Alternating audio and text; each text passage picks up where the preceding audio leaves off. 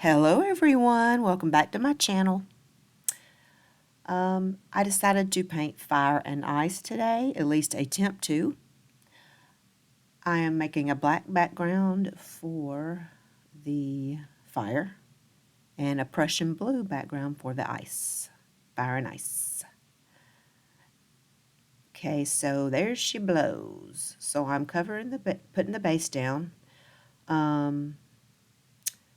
I will let you listen to music while you enjoy this video. It actually turned out pretty cool.